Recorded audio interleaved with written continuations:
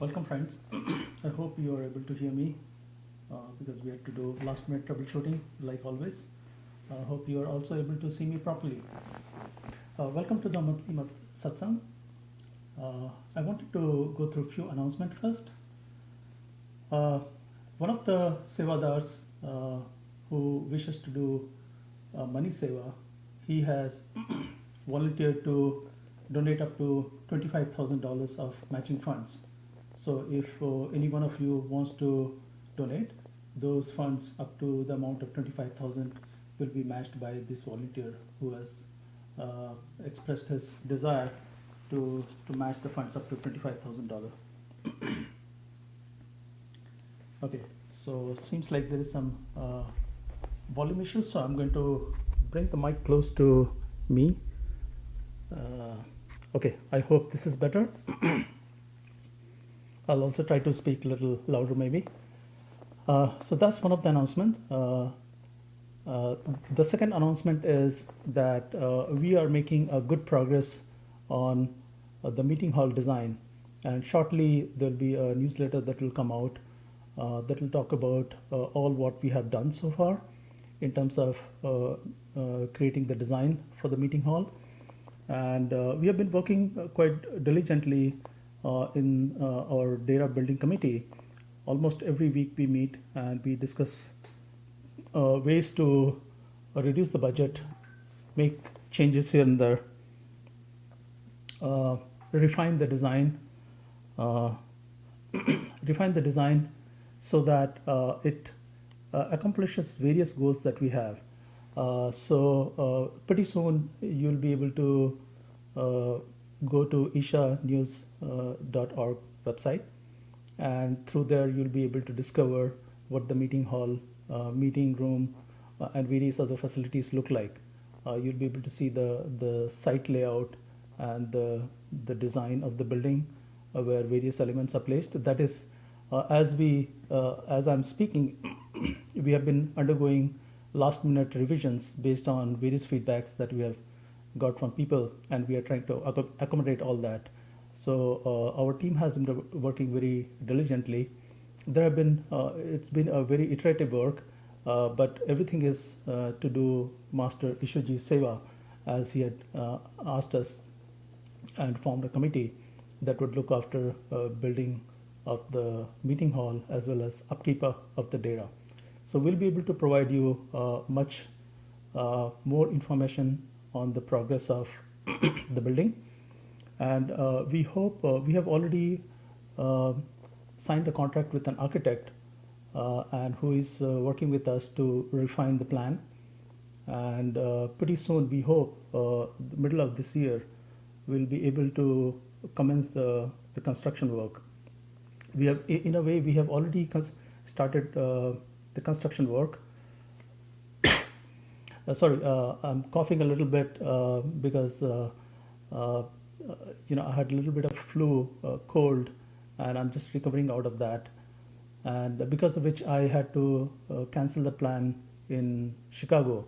I was actually planning to be in Chicago and give the satsang from there. That is, I feel that this is one of the things that Ishwarji wanted me to do because he used to give all his lectures from Chicago. Most of the times that was the regular venue.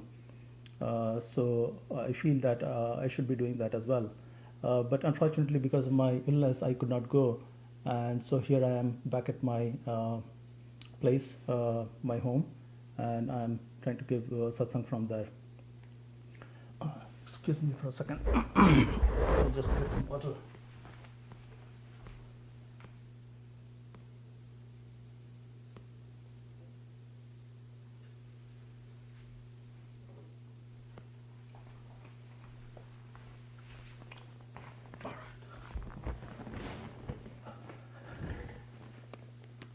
Apologies for that.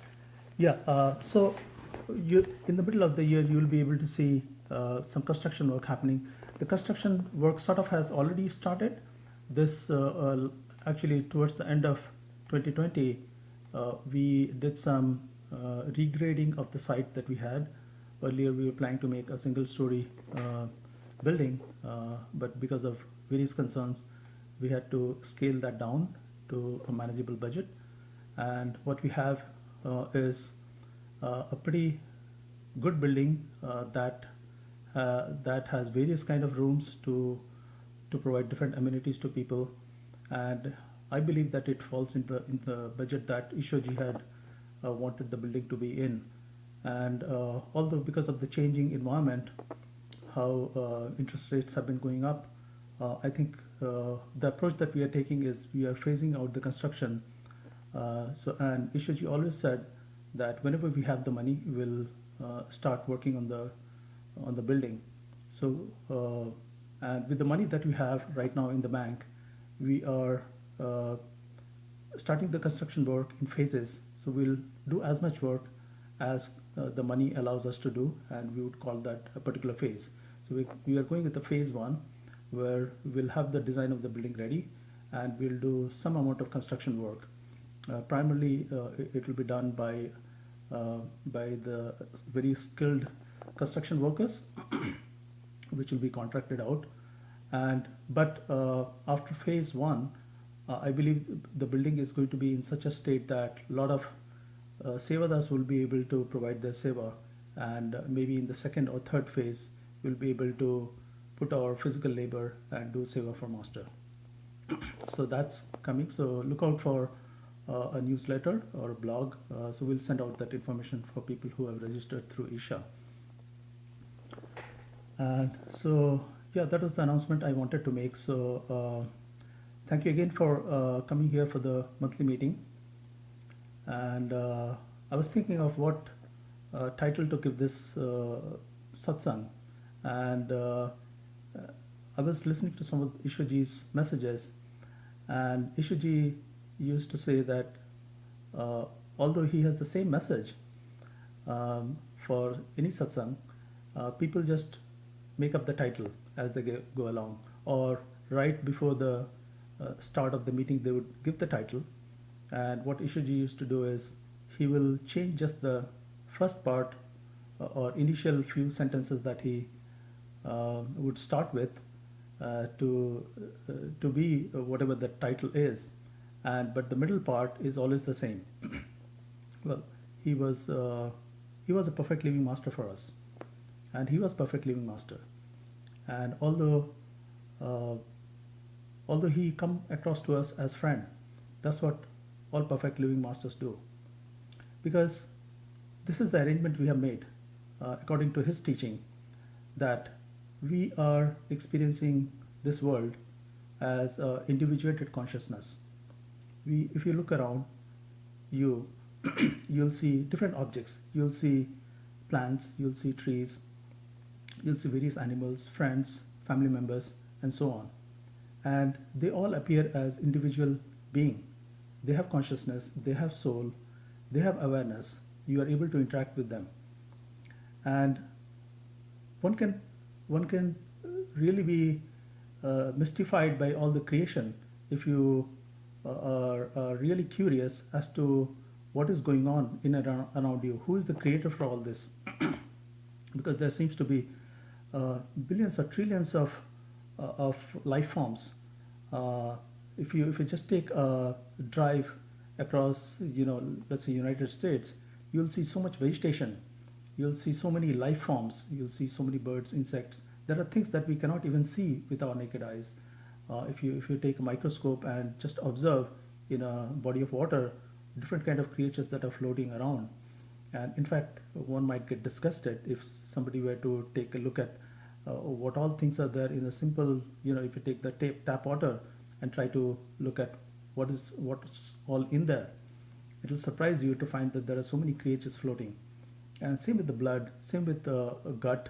There are so many microbes in our gut that in some way it protects us. In other ways, it sort of also causes harm. There is coronavirus right now going on. There are different kind of viruses at different point in time that have been part of our nature. And it is also said that a lot of different diseases are always in our body.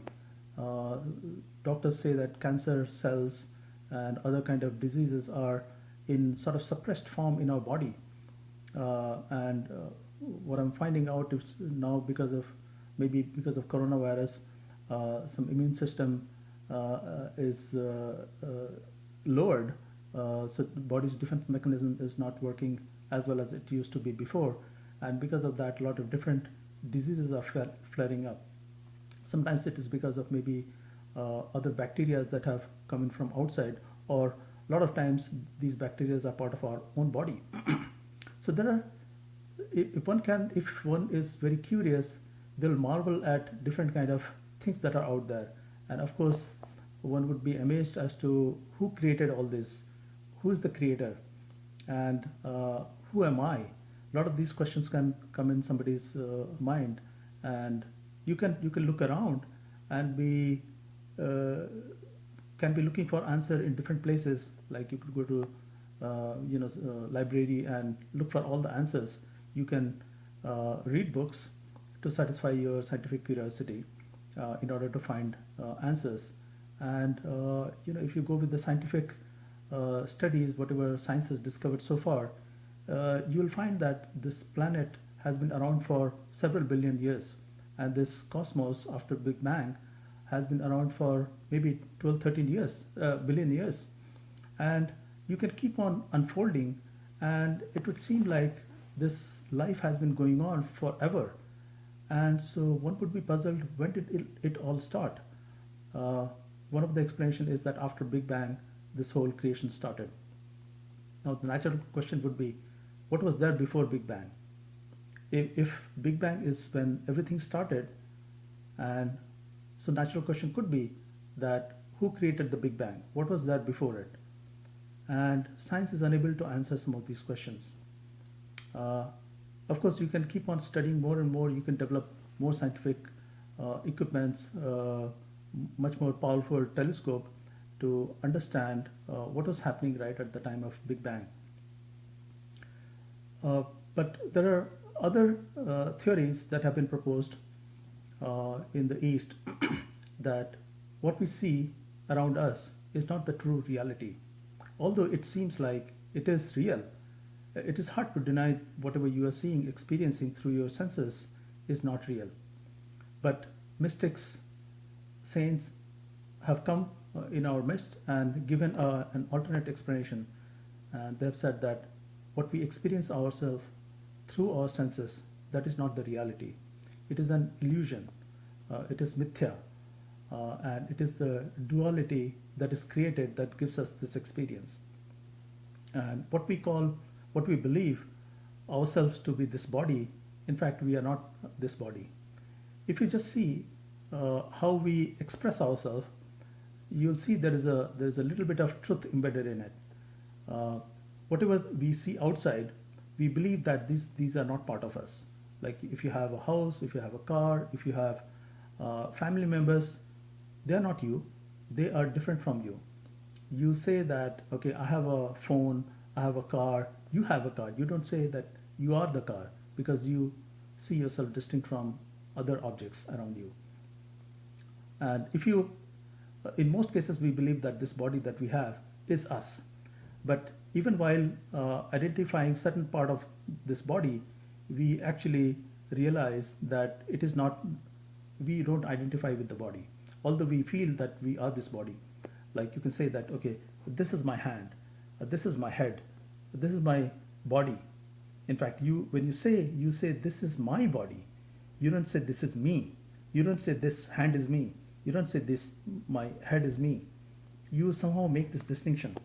So there's a part of us that recognizes that although we believe this body to be us, we at the same time we realize that, okay, our body, this is a body and we have body parts, and this is somehow different from us. And so although we don't know what this us is, what is this me that I'm calling, although most of the time I say it's me and point towards this body, but it seems like we in our expression we also distinguish the fact that, okay, we are just referring to the part of the body, and somehow this is not me. Because if you see the identification of me as this body, it constantly evolves. When we are born, we are small, babies, and as we grow up, our body keeps changing. at some point it matures, and then it starts going down, it declines. And although you can, if you reflect back on your life, you can remember the portions of time spent in childhood, playing with other kids, growing up, going to the school. You always say that it was me.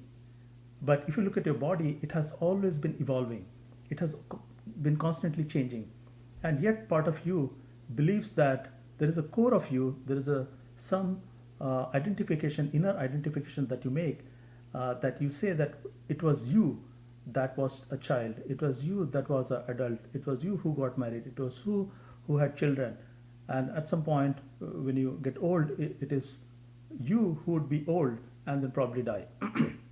So you are still hinting at something, that there is a portion of you that sort of goes through this evolution. And yet most of the time we do not really know what is that essence, what is the meaning of we. Uh, if you if you have, so in our this physical experience, in the wakeful state, we know that okay, this body is ours, and maybe there is a part of us which is experiencing all these changes. What happens when we don't experience this body? Question can be asked: is there a life beyond this body? Are we just this body or something else? Can we experience anything beyond this body that will make us believe that there is a part of us that never changes, and that could be the ultimate reality? Because saints and masters have come and they have said that we are suffering because we are misidentified with this body. We have constantly thought that this is our body and we take this body too seriously. And because we feel that at some point we see that people die in old age, or they may meet accident, or whatever happens in their life, because their identification is so strong with their body that they feel bad that it is happening to them. There's a core of them that is getting lost, it is dying.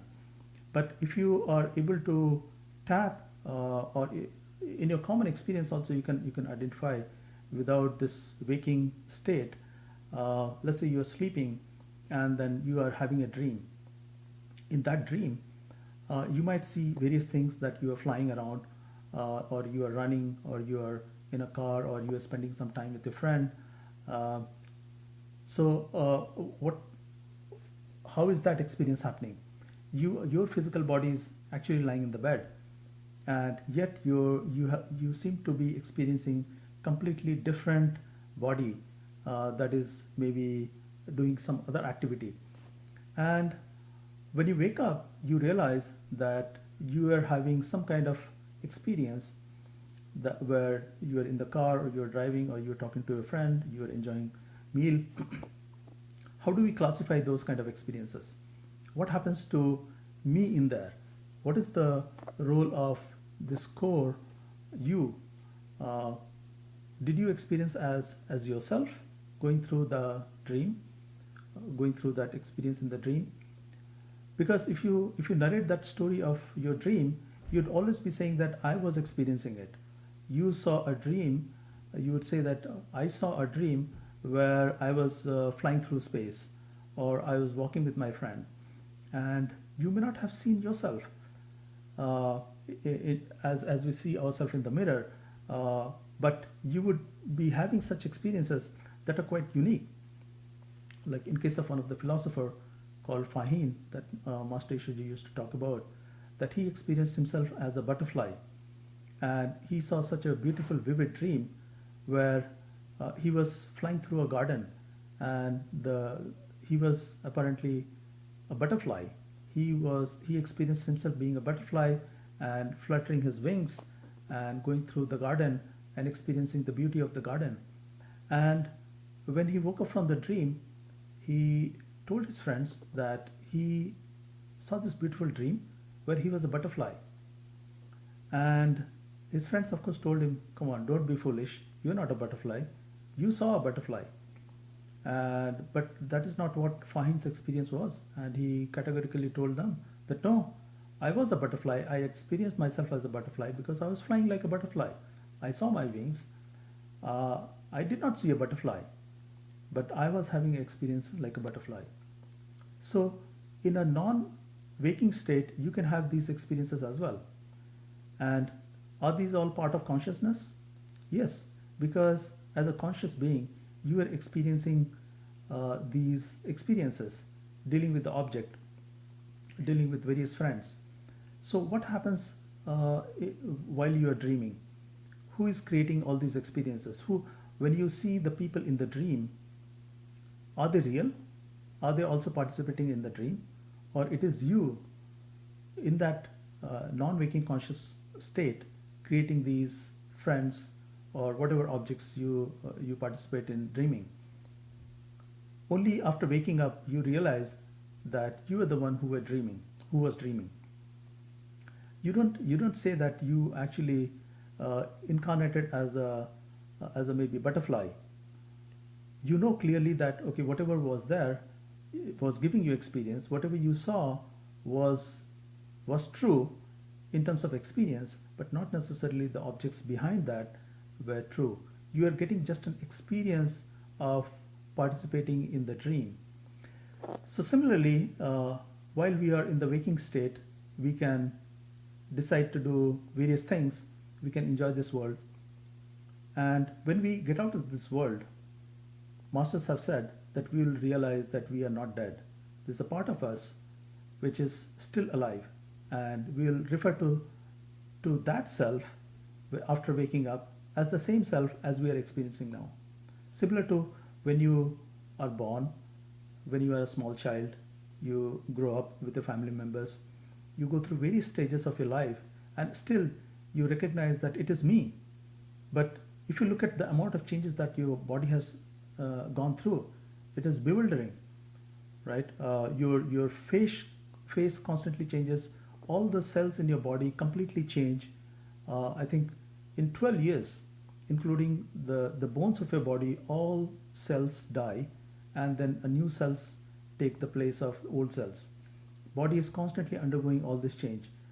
Yet there is a part of us that clearly identifies with itself and says, no, it was me that was undergoing all the change.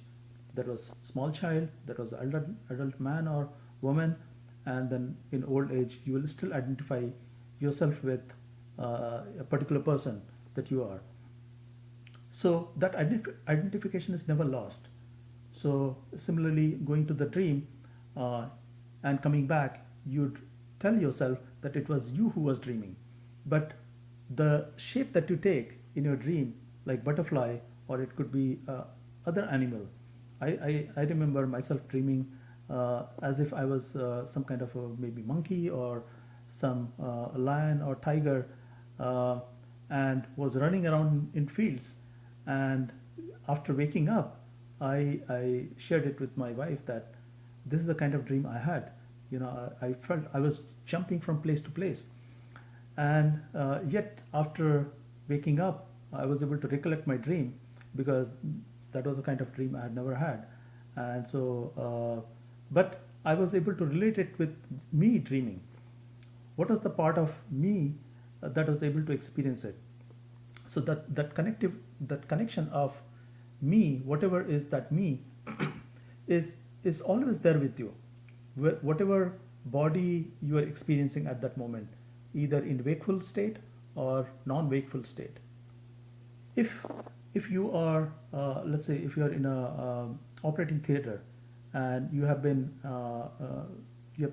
anesthetized, and so you have no body awareness at that point, what will happen? Do you think that you will because a lot of people believe in modern science that it is our mind that is giving us this consciousness.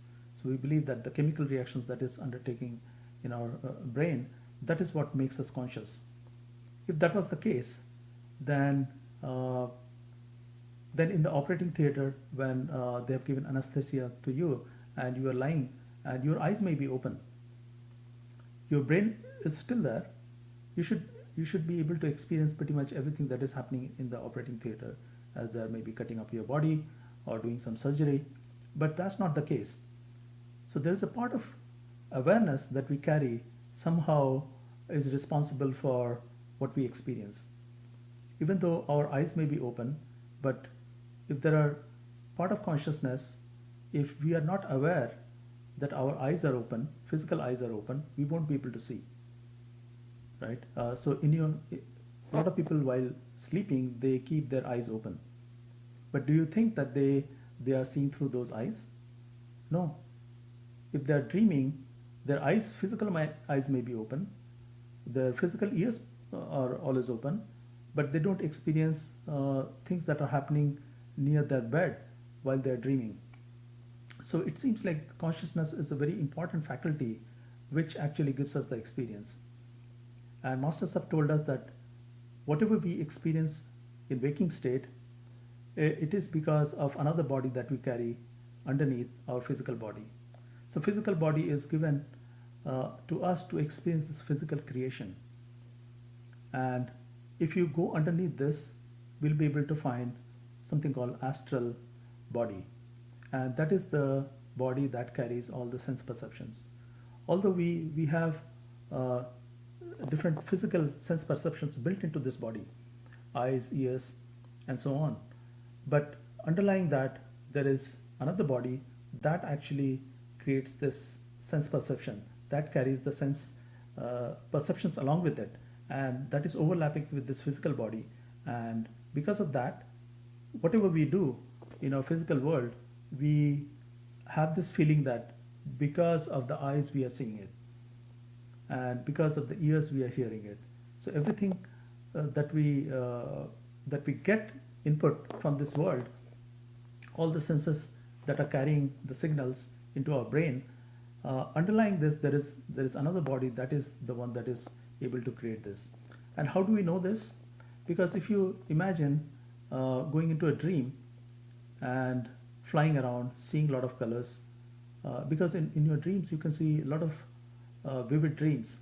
You can see beautiful flowers, different colors. You can have a feeling of falling in the dream, and you can get into a fight in the dream. So you are able to experience that world even though your physical body is not participating. So although we believe that it is our eyes, it is our ears, it is our hands, nose that participates in physical world, and that is the only reality. But in actuality, if you go a little bit deeper and analyze the non-waking states, you will realize there is something else built into us, and we don't really need physical senses in order to experience this world. And not only that, Master Ishaji used to conduct some meditation exercises wherein he would ask you to imagine this body is made of glass, and then he would ask you to pour orange juice through the valves in your hand. So as you open the valves, the body will fill up with the orange juice, and then you can control the valve to let the orange juice out. And as people participated in that, they realized that just with the imagination, they were able to taste the orange juice. They were able to feel the texture of it. They were able to have a smell of orange juice in them. This is without actually drinking orange juice. So how does this work? So the only way it works is, this is the proof that you don't really need a physical object in order to experience something beyond physical nature. And through dream or through these imaginary exercises, you'll be able to experience this, say orange juice or anything else, and that would be as real as the physical world that we experience, right? And so similarly, and a lot of people actually, when they go through near-death experience, they realize that in fact they see that their body is lying in the let's say if there is some accident that happened, car accident or maybe death in a hospital in operating theater, then they are able to see their body lying in particular place, and they are able to experience a separation from what they believe was their body. And if you had NDE kind of experiences, near-death experiences, then in a few moments you'll realize that whatever my belief was for the longest time, that I'm this body, is not at all true. You are something else. Your body has died right in front of you, yet you are experiencing uh, something separate from the body. That means you have not died with the body. You because you'll be able to associate with yourself, like in the dream. You'll be able to see that, okay, it is not you, but it is the body that has died. So a lot of times our pain in this world is associated because of this identification of this body. And if you see what all things we do with our body, uh, and in a way, this whole creation, this physical creation that we are experiencing, is there for us to participate in it, right? And that is why we are going through ups and downs. That's why we have so many family members. We have so many of these experiences. Now, a lot of times we feel that, okay, we are suffering. It cannot be denied that we are not suffering if somebody is actually going through pain. Let's say if somebody is going through cancer, um, it is impossible to deny that a person is having a pain. Uh, I think it was Shakespeare who said that philosophers can talk all the philosophy, but when they have a toothache, then they realize that everything is real, because philosophers talk about how this world is unreal. And masters have said that yes, it feels like it feels real, but there is a unreality behind it, and that you can realize that only after you have seen yourself as distinct from this body. So, like in the experience, you'll be able to see that you are completely different from this body. But while you are in this body, it is as real as it can get, because when you have toothache, you can't deny that you are having a toothache. There's a discussion between materialists and philosophers that have gone through ages that you also used to talk about. That when you see outside, when you see a tree, does the tree exist? And that's why when you open your eyes, that's how you are able to see it, because the light from the tree is coming, hitting your eyes, and that's how you are able to experience the tree. Is this the causal direction that tree exists, and that's why you see it? Or is or so this is the material point of view, because these things actually exist, and that's why you are able to experience it. And the other point of view that is held by philosophers is that no, nothing exists, but as you put your attention, as you try to see, and that's when these things manifest outside of you, and it gives you an impression, experience of the tree being there. And I think scientists have conducted various studies to confirm this, and they found that existence of tree and you seeing, they happen at the same time. So this is a simultaneous act. The creation outside and you seeing is happening at the same time. So it's very hard to conclude one way or the other, but only after waking up from this state, when you realize that what you are participating in was a dream, that's when you realize that, okay, whatever you saw, experienced, was not real. So masters have said that the only way to minimize our hurt in this world, because I think we are, in some way, we are blessed that we are finding so much sorrow in this world. A lot of satsangis, I feel, are part of this, part of seeking spirituality and trying to find answer, because we are suffering.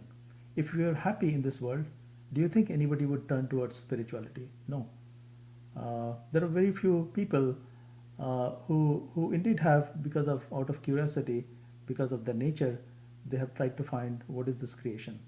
I know Gautam Buddha was one person from the historical point of view. I remember while growing up that there were stories wherein Gautam Buddha, he was a prince, and his father did not want the prince to find out that there is so much misery out there in the world. And I think there were Jyotish or astrologers had predicted that this person is going to give up everything in his life and become a monk. And so his father wanted to insulate him from the outside world. But as fate would have it, he went out of the palace a couple of times and he was able to experience the reality in this world. He saw a very old man who was very close to his death. His back was buckled and he was having difficulty walking. And then at other times, he experienced people who had died and there was a procession going on. So it evoked thoughts in him as to what are these things, because for while growing up, I think till adulthood, he was totally insulated from any happening in the world. And when he found out that there are people who have been suffering, it sort of shook him up. And he became very inquisitive after that as to what is this body that dies, why people are suffering so much. And so that caused a lot of mental anguish in him, and he wanted to seek the truth outside. Similarly, a lot of us who follow this path, any spiritual path for that matter, they are seeking answers of what's going on to them. They feel that they are being subjected to this. Maybe some creator has created them, and they are forcing them to go through this. Seems like an evil journey. We are a part of an experiment. I used to sometimes feel that this Earth planet itself is probably forsaken by most of the species, races, or maybe alien races out there. And because look at the condition of this Earth, there is so much ups and down. There's so much sorrow, and so I think this sort of thought evoked in me as well. What are we? Are we being somebody has created us and then left us alone? And if it was God that created us, why did He leave us alone? Only maybe because of my seeking or my good fortune, I was able to bump into uh, Master Ishwaji. And before that, I had met other masters, but I think my seeking stopped after meeting Ishwaji. And like many of you who are on this path, I think some way or the other, either because you were emotionally maybe tormented, tortured in some way, or you've gone through some physical pain because of which you are on this path. So we are all trying to find out, how to alleviate the situation we are in, or find out the true nature of reality.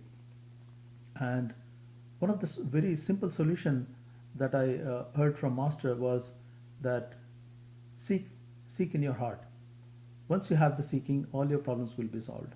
You don't need to do anything else, because based on his teaching, we have we are very special beings in a way that we have taken birth as a human being at this time, or any point in time in history, that if you're born in this human body, you have been endowed with some special gift from the Creator, and which has not been given to any other species, any other life form. According to Indian scriptures, there are 8.4 million species in this world, in this creation, and they have sort of gone through and categorized everything. And out of that, majority, 5.4 million, are in the plant kingdom itself. But most of the creation, doesn't have the abilities that human beings have been granted. And there is 400,000 life forms that are sort of in the higher regions, not like plants, insects, and so on, but they are a little higher, and they are, and even amongst them, out of 400,000, human being is a special one that has been given this ability of free will. And what free will is, that we at any point in time we can make a particular choice and decide the course of action. So you can decide what you want to eat today, right? Let's say if you wanted to go out and have lunch or dinner, you can decide what food you want to eat. If somebody tells you, hey, do you want to go to this place or that place, you have been given a choice to make. So this ability to be able to use your mind, deliberate on it, and make a choice, and feel as if you are the one who is deciding what is going to happen in the future. This is nothing short of deciding your own future. You are able to dictate what happens to you, and this special gift that human beings have been endowed with is the one that is very special, and that has a very special role in spirituality, according to the masters.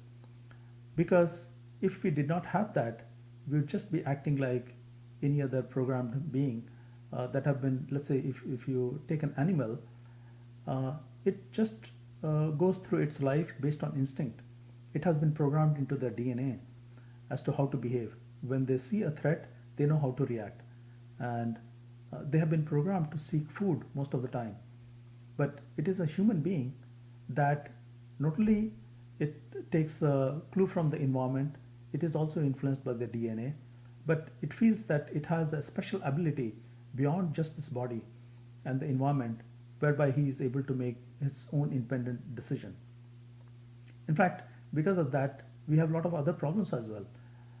Because of this independent faculty that we have been given of free will, we are able to decide and make our own decision. So because of this, we pass judgment whether this is right or this is wrong, whether we should be doing this or that, and we believe that it is us who is actually making the decision. And indeed, we are at this plane of existence when we have been given this choice. There is nobody else who is making this choice, because when the choice is presented to us, if we have to go left or right, we are the one making decision. And because of this, we have this ability to seek, because we know what is good, what is bad, and so we know we want to do something good for ourselves, and we realize that we have to find an answer for our misery. So we look around. If we did not have this ability of freely thinking, making choice, then we would be like any other animal, programmed and go bump from one place to another based on the environment. But because of our seeking, because of our this special ability, we are able to pass judgment, and we are able to see or decide what is right, what is wrong, and that gives us a seeking power of seeking something good for ourselves, and we seek to get out of this misery that we are in. And the way Master Ishuji narrated some of these stories was that we are just here as if we are taking a ride, and we wanted to experience this amazing creation, because in Sachkhand, the ultimate place, we were, Ishuji used to talk about Hans and Buns, and if we were in such a beautiful environment in Sachkhand, we were complete with the bliss, love. What was the reason for creating this? And because sometimes I try to think that this is what happens with consciousness, that when you are experiencing something for a long time, then somehow you either get bored, get tired, and you have to see something else, because you're conscious. You get tired of one particular facet of your experience, and then you want to change your experience. And sometimes the nature of duality itself requires us to create the opposite so that we can experience things. Like if you had daytime all the time, if there was no night, would you be able to see day? Would you be able to see light? If there was light all around us, we would not call it light and darkness. So it was important for consciousness itself for it to experience Sachkhand. It had to create something else, and from that something else, it would be able to now see what Sachkhand, or the ultimate, our home, was. So because of that reason, it created Kal, and Kal was, as Master used to say, that outside of itself, it created this sort of subsystem or another system where it built the time. And once it put the time, and then you have start of time, you have middle of time, you have end of time. And in a lot of Indian systems, concept of Brahma, Vishnu, Mahesh, these are the gods that are attributed for creation sustenance, and death. That are these names are given to these gods who sort of take care of these aspects. But Kal itself, or time, Kal literally means a time in Indian Hindi words, Hindi language. And so by creating this Kal and creating the system of karma, wherein basically this system dictates or explains how this life is being sustained in this creation. Because law of karma dictates that whatever you do, based on that, you will be rewarded. So human beings like us have been endowed with this gift of making a choice, right? You can use your mental faculty. We have been cloaked with this body called causal body, and we have been given this physical brain also. In this physical plane we experience this physical brain, and with that we are able to make our choices and decide what is good or what is bad. And because you are consciously, deliberately making a particular choice, in your own mind you reason whether it is good or bad. Sometimes, let's say you participate in some bad act, you conclude yourself that okay, this is a bad thing that I'm doing, but yes, I want to do this bad thing. Then you are passing a judgment on yourself that this is bad, the act that you're participating in bad. So law of karma dictates that whatever decisions you make, good or bad, you will have to account for that. You'll have to suffer the consequence of that. It may be maybe suffer a consequence or maybe given a reward for that. So if you've done a lot of good work, then you'll get rewarded for that, and maybe you go to heaven. Or if you have done a lot of bad work, maybe killed a person or killed an animal or various things, and you passed a judgment on yourself that okay, this is a bad act that I'm participating in. So there is an inner part of you that registers all these karmas, and when you have lived your life, when you die, next life is determined by whatever accumulated karmas you have, either positive or negative.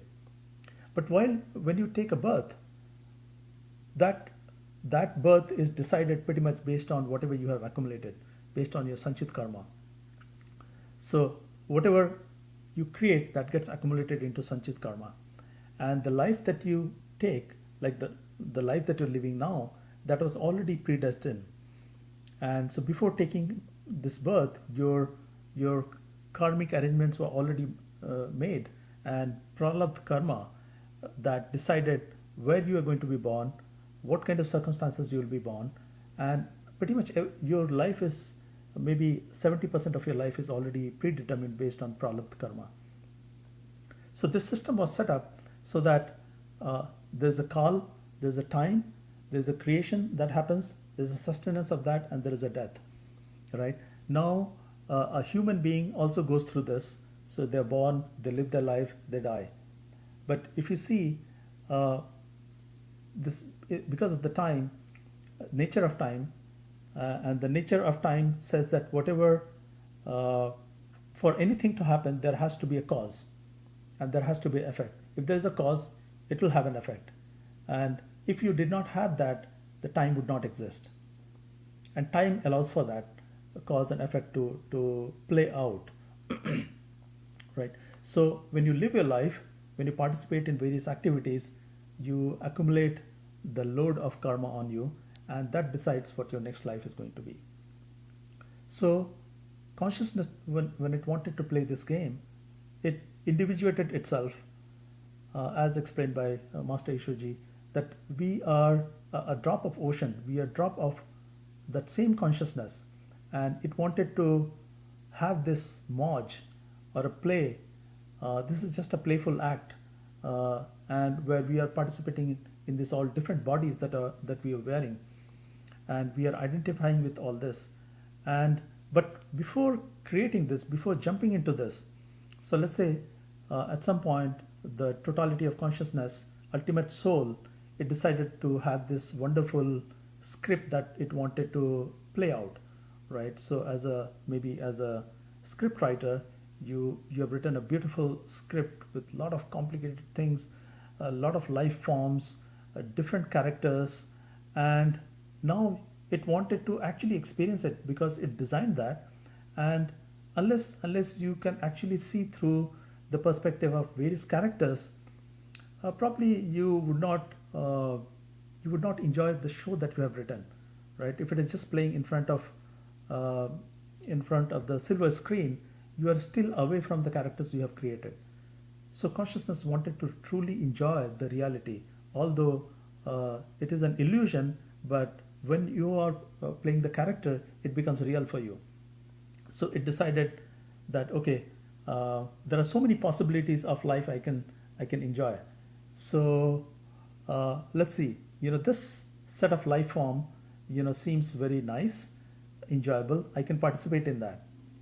And but while designing this show, it also probably knew that it's because of the laws of karma and the time that is being set up, it is very possible that the consciousness might get stuck in some experience and may never be able to come out of it.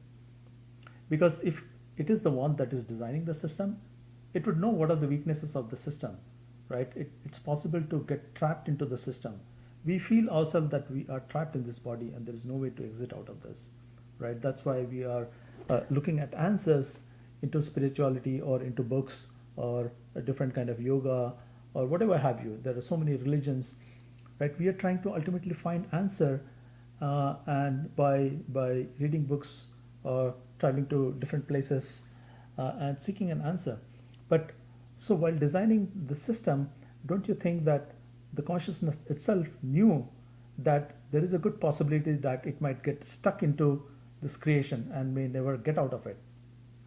And I think as Master Ishuji said, that if it was all powerful, it knew, then it would not subject itself to getting stuck in this system forever.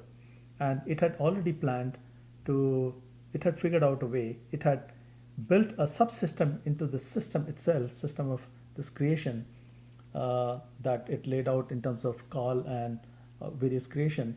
It also put a small part of a small system wherein it allowed for it to get out of the system. It made arrangement with the creator so that when it felt that it is tired of the show, because as I was saying earlier, that if you are continuously experiencing one kind of experience, then consciousness gets tired. People get bored by eating the same food, going to the same restaurant or going to the same place. So people want to see a change. So similarly, consciousness also, if you have enjoyed this world thoroughly, then you may want to get out of this system. And most of the time, because we are inflicted with maybe some sadness because of either physical or emotional reasons, we want to exit out of the system. We feel that we don't belong to this place. So don't you think the creator itself made sure that when we had those kind of feelings, we are able to get out of this system? And indeed, what Master Ishaji had explained and other masters have also said, that yes, the arrangement was made right at the beginning before we decided to come and participate in this play of consciousness, that there will be a time when we are tired of this existence, and then there will be somebody who will participate in our play and will hold our hand and say that I am your friend forever and let's go back home, because you are tired of this system and because you want to go back. And that happens because of our seeking. And this is how it is manifested out in our existence, that the plan was already made, that there will be a perfect living master among us who will act as a friend to us. He will hold our hand and he will say that I'm going to be a friend for you forever and I'm going to take you back home. But for that event to play out, there has to be a seeking, because in this realm, in this creation of time and space, for something to happen, there has to be something preceding it that causes it to happen, right? So unless you are feeling bad about staying in this world, you won't start seeking, or unless you have curiosity and you are truly seeking for an answer. So, in a way, it is good that some of us are being compelled because of our environment or the past deeds, that we somehow feel that the world that we are staying in is really not good for us. I want to get out of this place. I tell myself as well that I want to get out of this. Look at the amount of misery that is going on. So many people have died because of coronavirus, and there have been wars in the past. World War One, Two. So many people lost their life. There have been regional wars, and we have a struggling life. Most of us I've seen are suffering because they're not able to have enough income. They don't have the business running properly.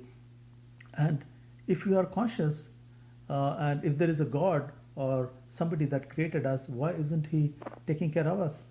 And so we seek those answers, and based on the arrangement that we have made, and because of it has to fit into the game that we are playing, the law of karma and the time and space that we have created.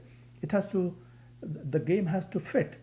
So and so the human beings have been given this special seeking, or because of the free will that we have been given, that we feel that okay, whatever decision we are making right now, this is out of our own volition, and out of that we start seeking for solutions to our misery. And that's when masters like Ishwarji, perfect living master, appear in the middle of us, and they guide us, they hold our hand, and they take us out of the system. Otherwise it would be very difficult to get out of this system. Imagine if you for whatever reason you are living this life, right?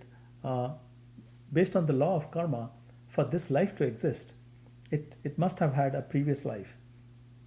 And the question could be that how long does it go back?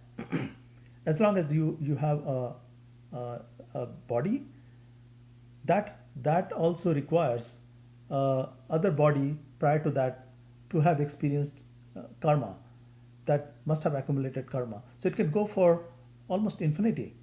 So when we decided to jump into this act and decided that okay, I want this package, as Ishwarji used to explain, that we pick from the DVDs that are laid out in front of us.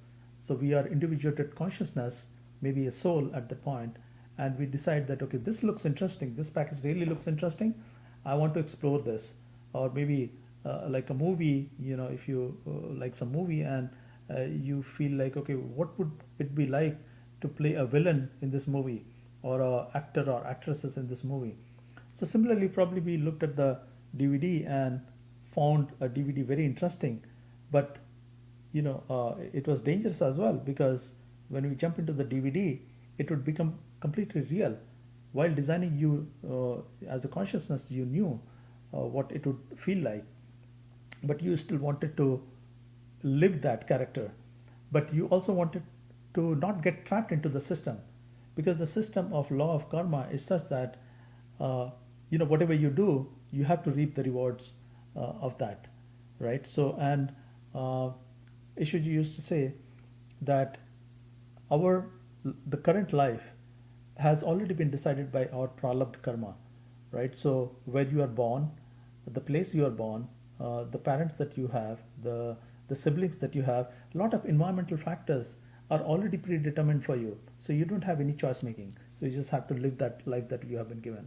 But there are opportunities, there are gaps where pralabdha hasn't dictated that this is what the outcome will be. So you get to exercise a choice, and out of those choice, you accumulate more and more karma, either positive or negative.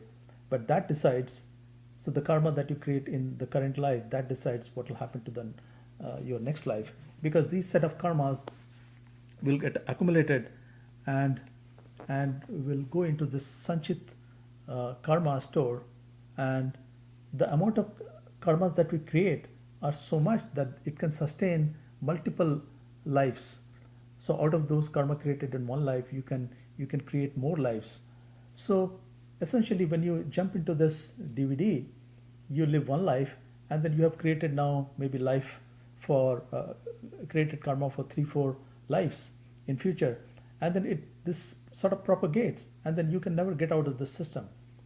So they have the individual souls have also made arrangement with the creator that there should be a way to get out of this system, and that is when, and that happens because of our seeking, because of our choice making uh, uh, power that we have been given uh, through uh, free will. We experience this free will. At this level, free will is as real as this creation itself. But masters have said that everything is predetermined. So it is based on the package that we pick. Looking at from the top creation point of view, everything is predetermined and we are just playing it out. Meeting of this master through our seeking, that is also built into the DVD, that a master amongst us is going to come and he's going to explain to us that this is how the creation happened and this is why we are living this life, and now that you are tired, let's go back home. Now because you were a seeker and you wanted to get out of this place, that's why masters have come amidst us. So they have also provided for this subsystem as a sort of escape hatch, because the law of karma would not allow you to get out of this system.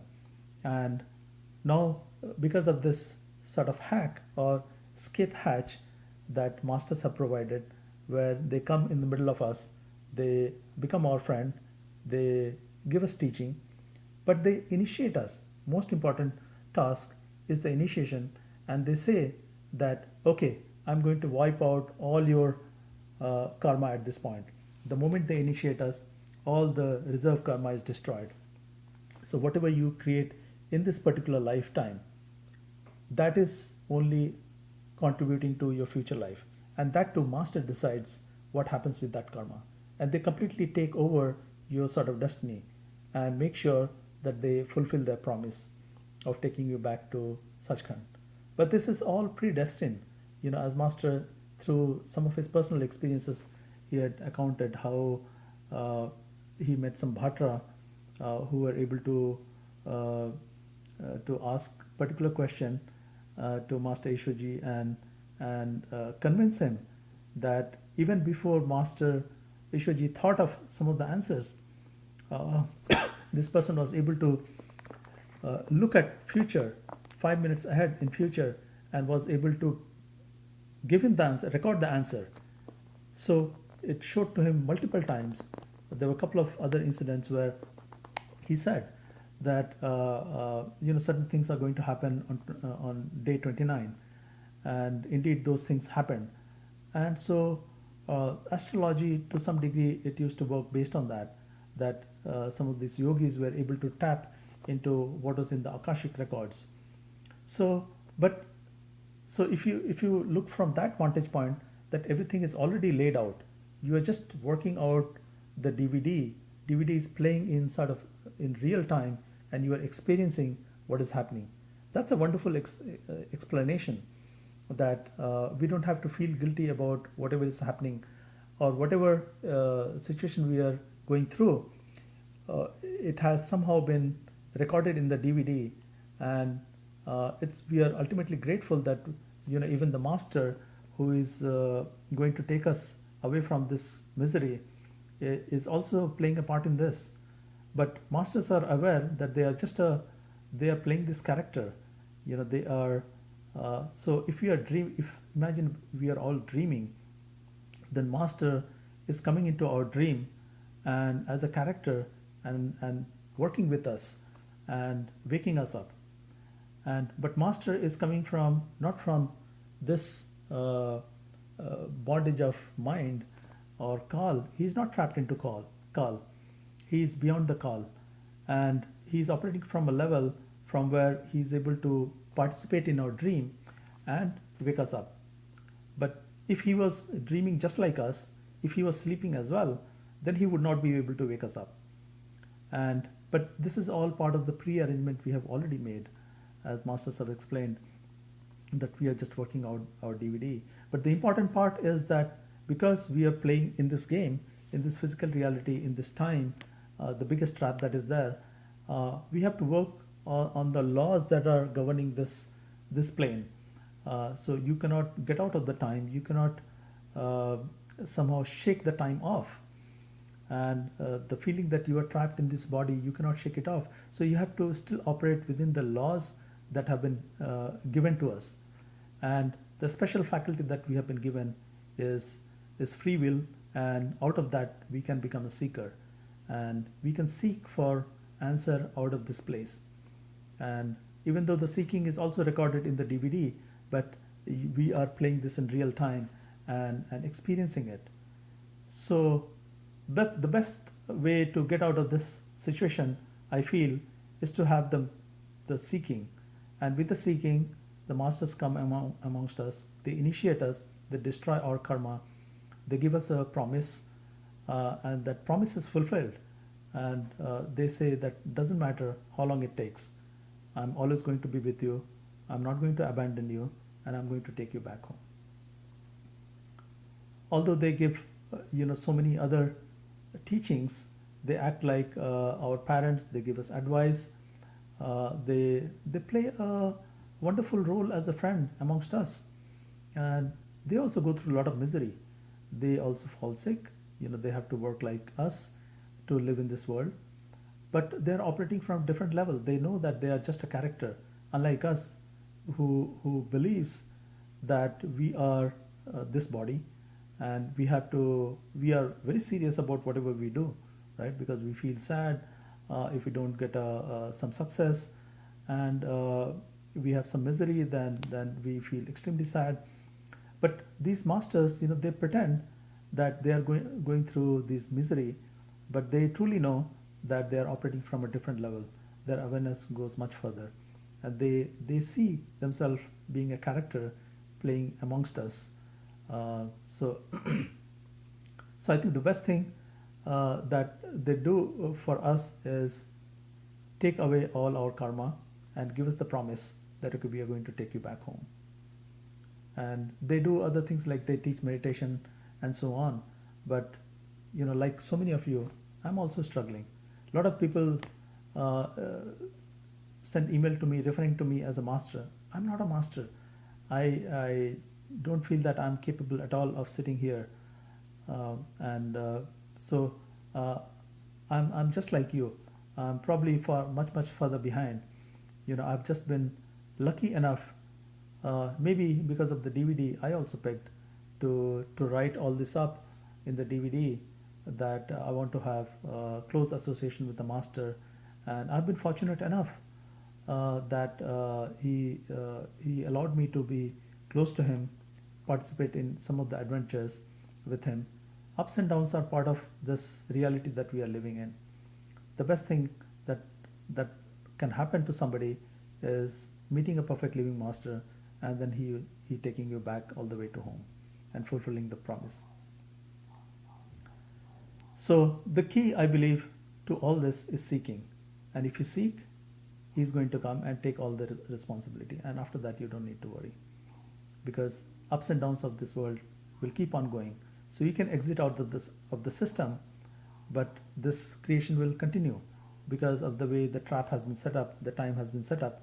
And it's wonderful in a way that it is self-sustaining, and you don't need a governor of the system. It is all built into the system itself, and the way to come out of the system is also built into the system itself through the means of perfect living master coming amongst us, uh, washing clean our karma, and then taking us back to home. So seek in your heart, and if he is perfect living master, if the creation is part of us, it would know what we are seeking in our heart, and he will do the right thing and fulfill uh, his work of coming, and whatever is promised in the DVD, he would act it out, and then will take you back home. I hope you are able to hear me properly again. Apologize for some delay. I'll see you next time. Hopefully I'll be in Chicago, most likely. So I'll see you, some of you in person. Thank you.